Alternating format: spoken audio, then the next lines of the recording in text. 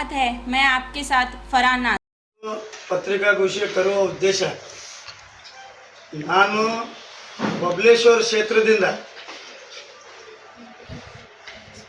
ಸ್ಪರ್ಧೆ ಮಾಡುವ ಸಂದೇಶವನ್ನು ಮಾಧ್ಯಮ ಮುಖಾಂತರ ಬಬಲೇಶ್ವರ ಕ್ಷೇತ್ರ ಜನರಿಗೆ ಆಗಲಿ ನಮ್ಮ ಜಿಲ್ಲೆ ಜನರಿಗೆ ಆಗಲಿ ಗೊತ್ತಾಗಲಿ ಅಂಥೇಳಿ ಸ್ಪರ್ಧೆ ಮಾಡುವ ವಿಚಾರದಲ್ಲಿ ಗೊತ್ತಾಗಬೇಕಂತೇಳಿ ತಮ್ಮ ಮಾಧ್ಯಮ ಮುಖಾಂತರ ಜನರಿಗೆ ಮಾಹಿತಿಯನ್ನು ತಲುಪ್ತಾ ಇದ್ದೀನಿ.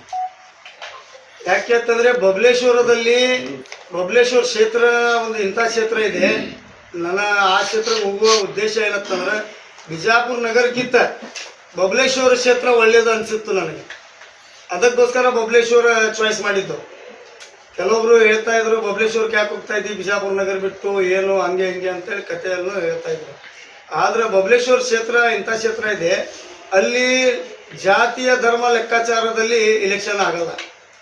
ಅಲ್ಲಿ ಜನ ನಾಯಕ ಏನು ಕೆಲಸ ಮಾಡಿದ್ದಾನೆ, ಏನು ಕೆಲಸ ಮಾಡ್ಬೋದು, ಏನೇನು ಕೆಲಸ ಮಾಡ್ಕೋತ ಬಂದಿದ್ದಾನೆ, ಎಷ್ಟು ನಿಜವಾಗಿದೆ, ಎಷ್ಟು ಡ್ರಾಮಾ ಕಂಪನಿಗಳು ಇದ್ದಾವೆ, ಅಲ್ಲಿ ಎಲ್ಲ ಜನರು ಧರ್ಮ ಆಧಾರ ಮ್ಯಾಗ ಓಟ್ ಹಾಕಲ್ಲ. ಯಾಕಂತಂದರೆ ಅದು ಒಂದೇ ಕ್ಷೇತ್ರದಲ್ಲಿ ನೋಡ್ರಿ ನೀವು, ಅಲ್ಲಿ ಕ್ಷೇತ್ರ ಏನಿದೆ, ಅಲ್ಲಿ ನಾಯಕರೇನಿದ್ದಾರೆ, ಅಲ್ಲಿ ಜನ ಬಬಲೇಶ್ವರ ಕ್ಷೇತ್ರದಲ್ಲಿ ಜನ ಇದ್ದಾರೆ, ಅವರು ಒಳ್ಳೆಯ ನಾಯಕ ಚಾಯ್ಸ್ ಮಾಡ್ತಾರೆ. ನಾವು ಒಂದು 4-5 ವರ್ಷದಿಂದ ಬಬಲೇಶ್ವರ ಕ್ಷೇತ್ರ ಅಡ್ಡಾಡ್ತಾನೇ ಇದ್ದೀವಿ. ಅದಕ್ಕೋಸ್ಕರ ಬಬಲೇಶ್ವರ ಜನ ಎಲ್ಲ ಧರ್ಮದ ಮುಖಂಡರ ಜೊತೆ ಭೇಟಿ ಆಗಿದ್ದೀವಿ. ಅವ್ರ ಅಭಿಪ್ರಾಯ ತಗೊಂಡು ಬಬಲೇಶ್ವರ ಕ್ಷೇತ್ರದಿಂದ ಸ್ಪರ್ಧೆ ಮಾಡಬೇಕಂತೇಳಿ ನಿರ್ಧಾರವನ್ನು ಮಾಡಿದ್ದೀವಿ. ಅಲ್ಲಿ ನಿರ್ಧಾರ ಏನು ಮಾಡಿದ್ದೀವಿ, MIM ಟಿಕೆಟ್ಗೆ ಅಪ್ಲೈ ಮಾಡಿದ್ದೀನಿ ಬಬಲೇಶ್ವರ ಕ್ಷೇತ್ರಕ್ಕೆ. MIM ಟಿಕೆಟ್ B.Pharm ಬತ್ತು, MIM ಸ್ಪರ್ಧೆ ಮಾಡ್ತೀನಿ. ಇಲ್ಲ ಅಂತಂದ್ರೆ ಪಕ್ಷೇತರವಾಗಿ ಬಬಲೇಶ್ವರ ಕ್ಷೇತ್ರದಿಂದ ಸ್ಪರ್ಧೆ ಮಾಡ್ತೀನಿ ಅಂತೇಳಿ ಹೇಳಕ್ಕೆ ಇಷ್ಟಪಡ್ತೀನಿ. MIM ಜೊತೆಯಲ್ಲೂ ಮಾತಾಡಿದ್ದೈತಿ. ಅವರು ಇವತ್ತು ಸಾಯಂಕಾಲ ನಾಳೆ ಇದು ಮಾಡ್ತೀನಿ ಅಂತ ಹೇಳಿದ್ದಾರೆ. ಅದು ಆಗಿರಲಿಲ್ಲ ಅಂದ್ರೂ ಬಂಡಾಯ ಪಕ್ಷೇತರವಾಗಿ ನಾಮಿನೇಷನ್ ಅಂತ ಮಾಡೋದು, ಅಲ್ಲಿ ಸ್ಪರ್ಧೆ ಅಂತ ಮಾಡೋದು ಖಚಿತ. ಇಷ್ಟು ದಿನ ನೀವು ನಗರ ಶಾಸಕರ ವಿರುದ್ಧ ವಾಗ್ದಾಳಿ ನಡೆಸ್ತಾ ಇದ್ದೀರಿ, ಅಭಿವೃದ್ಧಿ ಅಂತೇಳಿ ವಿಜಯಪುರ ನಗರ ಬಗ್ಗೆ ಮಾತಾಡ್ತಾ ಇದ್ದೀರಿ. ಇದೀಗ ದಿಢೀರ್ನೆ ಬಬಲೇಶ್ವರ ಕ್ಷೇತ್ರಕ್ಕೆ ಜಂಪ್ ಆಗಿದೆ. ಬಿಜಾಪುರ ನಗರದಲ್ಲಿ ಕಾರ್ಪೊರೇಷನ್ ಏನು ಆಗಿದೆ ಸರ್, ಅದು ಕಾರ್ಪೊರೇಷನ್ ಆದ ಒಳಗೆ ಎಷ್ಟು ಡೆವಲಪ್ಮೆಂಟ್ ಆಗಬೇಕಾಗಿತ್ತು ನಗರ, ಅಷ್ಟು ಡೆವಲಪ್ಮೆಂಟ್ ಎಲ್ಲಿ ಆಗಿಲ್ಲ. ಒಂದು 4-5 ರೋಡ್ ಮಾಡಿದ್ರಂದ್ರೆ ಅದು ಡೆವಲಪ್ಮೆಂಟ್ ಅನ್ನಲ್ಲ. ಯಾಕಂತಂದರೆ ಜನ ಪಾಲಿಸಿ ಮಾಡ್ಕೊತ ಹೊಂಟಿದ್ದಾರೆ. ಡೆವಲಪ್ಮೆಂಟ್ ಬಗ್ಗೆ ಯಾರೂ ಬೆನ್ನತ್ತಿಲ್ಲ. ಡೆವಲಪ್ಮೆಂಟ್ ಬಗ್ಗೆ ಬೆನ್ನತ್ತಿದ್ರೆ ಸಿಟಿ ಕಾರ್ಪೊರೇಷನ್ ಸಿಟಿ ಹೆಂಗಿರುತ್ತೆ ಅಂತೇಳಿ 30 ಜಿಲ್ಲಾದಲ್ಲಿ ಕಾರ್ಪೊರೇಷನ್ ಎಷ್ಟು ಜಿಲ್ಲಾದಲ್ಲಿ ಕಾರ್ಪೊರೇಷನ್ ಇದೆ ಅದು ನೋಡ್ಕೊಡ್ರಿ. ನಮ್ಮ ನಗರ ಕಾರ್ಪೊರೇಷನ್ ನಗರ ನೋಡ್ಕೊಡ್ರಿ, ಗೊತ್ತಾಗ್ತೈತಿ ನಿಮಗೆ ಎಷ್ಟು ಡೆವಲಪ್ಮೆಂಟ್ ಆಗಿದೆ ಇದು ಅಂತ. ಅಲ್ಲ, ಈಗ ಅಲ್ಲಿ ಕೇಳ್ತಾ ಇದ್ರಿ ನೀವು ಬಬಲೇಶ್ವರಕ್ಕೆ ಜಂಪ್ ಆಗಲ್ಲ ಯಾಕೆ? ಬಬಲೇಶ್ವರಕ್ಕೆ ಅಂತಂದ್ರೆ ಇಲ್ಲಿ ಗುದ್ದಾಟ ಜಾಸ್ತಿ ಇದೆ. ಬಬಲೇಶ್ವರ ಕ್ಷೇತ್ರ ಜನ ಭಾಳ ಒಳ್ಳೆ ಸಂಪರ್ಕ ಆಗಿದೆ. ಅದಕ್ಕೋಸ್ಕರ ಬಬಲೇಶ್ವರ ಕ್ಷೇತ್ರ ಚಾಯ್ಸ್ ಮಾಡಿದ್ದೆ. ಇಲ್ಲ, ನಗರ ಕ್ಷೇತ್ರದಿಂದ ಮಾಡ್ಬೇಕಂತಂದ್ರೆ ಒಬ್ಬರು ಧರ್ಮಿಗೆ ಒಬ್ರು ಬೈಬೇಕಿಲ್ಲಿ.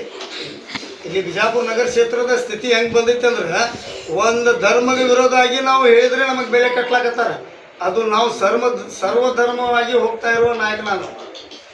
ನನಗೆ ಯಾವುದೇ ಒಂದು ಧರ್ಮ ವಿರೋಧಿ ಹೇಳಿಕೆ ಕೊಡಂದ್ರೆ ಆಗಲ್ಲ. ಇದು ಕ್ಷೇತ್ರಕ್ಕೆ ಆ ಸ್ಥಿತಿ ತಂದುಬಿಟ್ಟಾರೆ ಇಲ್ಲಿ ಕೆಲವು ನಾಯಕರು. ಅದಕ್ಕೋಸ್ಕರ ಅವ್ರ ಬಗ್ಗೆ ನಾ ಇವಾಗ ಮಾತಾಡೋಕ್ಕೆ ಇಷ್ಟಪಡಲ್ಲ. ಅಲ್ಲ, ಬಿಜೆಪಿ ಟಿಕೆಟ್ ಕೇಳಬೇಕಿತ್ತು, ಬಿಜೆಪಿ ಟಿಕೆಟ್ ಕೇಳಬೇಕಾಗಿತ್ತು. BJPದವರು ಸೀದಾ ಹೇಳಿದ್ದಾರೆ, ಇದೇ ಮಾಡ್ಕೊತ ಹೋದ್ರತ್ತ ಇದೂ ಚುನಾವಣೆ ಹೊರಟು ಹೋಗ್ತೈತಿ, ಅದೊಂದು ಟಿಕೆಟ್ ಬರೋಲ್ಲ. ಸ್ಪರ್ಧೆ ಮಾಡುವ ಗಟ್ಟಿಯಾಗಿತ್ತು ಅಂತಂದ ಬಳಕ ಟಿಕೆಟಿದ ಅವಶ್ಯಕತೆ ಇಲ್ಲ. ಜನರು ನಾವು ಯಾವ ಜನರಿಗೆ ಸೇವೆ ಮಾಡಿರ್ತೀವಿ ಆ ಜನರು ನಮಗೆ ಬೆಂಬಲ ನೀಡ್ತಾರೆ ಅಂತೇಳಿ ನನಗೆ ನಂಬಿಕೆ ಇದೆ.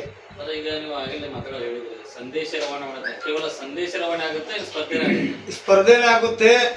ಅಲ್ಲಿ ಏನೇನಾಗುತ್ತೆ, ಏನೇನಲ್ಲಿ ಸಮಸ್ಯೆಗಳು ಇದ್ದಾವೆ, ಇನ್ನೊಮ್ಮೆ ತಮ್ಮ ಮಾಧ್ಯಮದವ್ರಿಗೆ ಅದೇ ಕ್ಷೇತ್ರದಲ್ಲಿ ಕರೆದು ಯಾರ್ಯಾರು ಎಷ್ಟೆಷ್ಟು ಕೆಲಸ ಮಾಡಿದ್ದಾರೆ, ಎಷ್ಟೆಷ್ಟು ಸುಳ್ಳು ಹೇಳ್ಕೊತ ಅಡ್ಡಾಡ್ತಾ ಇದ್ದಾರೆ, ಅದೆಲ್ಲ ಅಲ್ಲಿ ಅದೇ ಕ್ಷೇತ್ರದಲ್ಲಿ ಹೇಳ್ತೀನಿ.